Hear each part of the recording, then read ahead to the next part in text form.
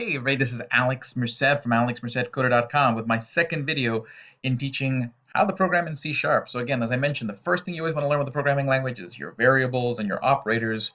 The second thing you want to learn is your control flow, so your if statements, your loops. So here we're going to go over a few of those in C#. So, and then I'll encourage you to open up your own REPL account or start a C# REPL and practice. So let's walk through this. So again, the program always starts in the main function. The first thing I did is a console wrote line if statement, so that way we can see what the if statement generated for us.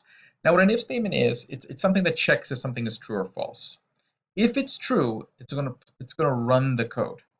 So what this is saying is that if, okay, so the keyword is if, this is true is the thing in the parentheses. So if 1 is greater than 3, if that's true, which it's not, then it's gonna run this code, okay, in the curly brackets right afterwards, which would be console.writeLine.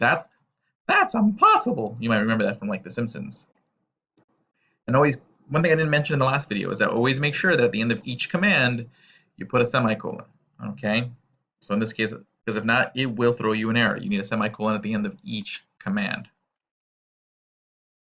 Now what happens is, what if it's false? Well, you can check if something else is true, and that's called an else if. So meaning if this is false, if, then check to see if this if is true, okay? So it'll only check if this if is true if the first if is false, else if.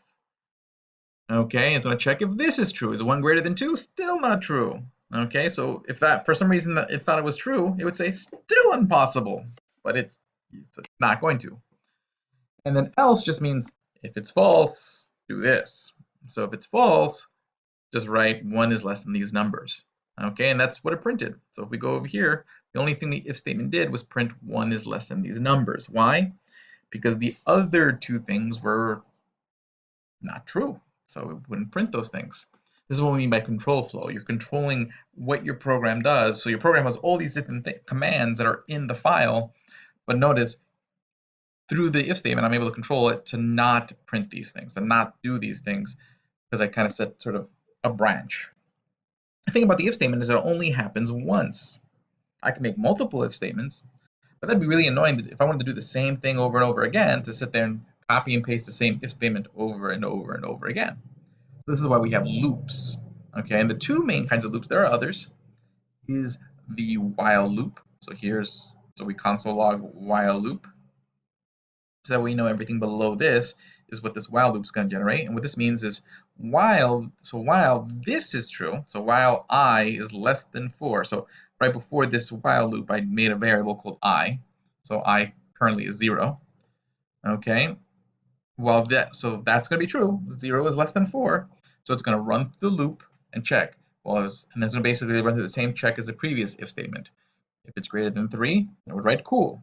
If it's greater than 2, if it's not, then it's going to check if it's greater than 2, and then write neat. And then if neither of those are true, it's going to say, well, I, meaning the variable, so basically I'm not hard coding one anymore, now I'm using the variable. This is what's called concatenation, where I put the variable, and then I put plus, and then I put the string that I wanted to say, and it'll combine those. Okay, and I'll say, well, this is less than these numbers. So the first time 0, well, that's not going to check for true for greater than 2 or 3. So what does it write? 0 is less than these numbers. But then at the end of the loop, so down here, so let me actually do this just to make it cleaner. You always want to make sure that all your code kind of lines up, makes it easier to read. So you can see like this is all part of the loop. Okay, at the end of the loop, it's going to do I++. This is the increment operator. So if you did plus plus or minus minus, it just means add 1 or subtract 1. So it's going to take I and add 1 to I, and now it's going to go back and check if I is still greater. It's going to check if I is still less than 4. But now I is worth 1. So it runs through the check again. So 1 is less than these numbers. Then it's going to add another 1. And we're back up again. I is now 2. It goes through these things. 2 is less than these numbers. Then it's going to add it again. Now I is 3. 3 is still less than 4. Okay, it's not greater than 3, but it is greater than 2. So this time it's going to print the word neat. Okay, the word neat. Okay. And And then it's going to add it one more time. Now I equals 4. I is not less than 4, so the loop breaks. Okay, so the loop is over. And it moves on with life. Okay, you have to be careful because if I were to put something in there that's always going to be true, like if I wrote 1 less than 4, that's always going to be true. So that loop will go on forever and just repeat over and over and over and over again until the computer says, I can't do this anymore. Okay, we don't want to do that to the computer. So that's the while loop. So that's this code right here. Okay. The other type of loop is called a for loop. So in the while loop, I had to declare that I variable before. But if I'm going to do it that way, why can't I just declare my variable as part of my loop structure? And that's what the for does. The for loop says, so in this case, for, so long as whatever is in the parentheses is true, but it breaks that up into 3 parts. It says, I'm going to create the variable called j that equals 0. As long as j is less than 4, run the loop. At the end of each loop, add 1 to j. So you can put anything in these 3 things. So basically, you can create a variable, put your expression that's going to check every time it runs the loop, and then what do you want it to do when the loop is over? So in this case, I'm saying add 1 to j. So again, it'll do, and otherwise it's the same exact thing as the previous loop, except I didn't have to declare a variable before the loop. It's part of my loop. So again, it does the same thing. It's first it's 0, then it's 1, then it's 2, then it's 3. It prints neat. Fourth time, it's like, oh, it's 4, so it's not going to do anything. So between loops and if statements, you can have your program go off in all sorts of wild directions. Now, there are other types of like loops. I mean, you can pretty much do anything you want with the if statement and these loops. But there are other tools that sometimes are a little bit more useful. Okay, so these I'm going to let you go out and Google, because one of the things you want to do as a programmer is you want to get used to looking things up and being able to find answers. So now that you know the basic concept of a loop, I want you to go look up these other loops, Google them, practice them. So that way you get in the habit of looking things up. It'll make you a better programmer, because you're never going to know everything 100% of the time. There's always going to be things you're forgetting.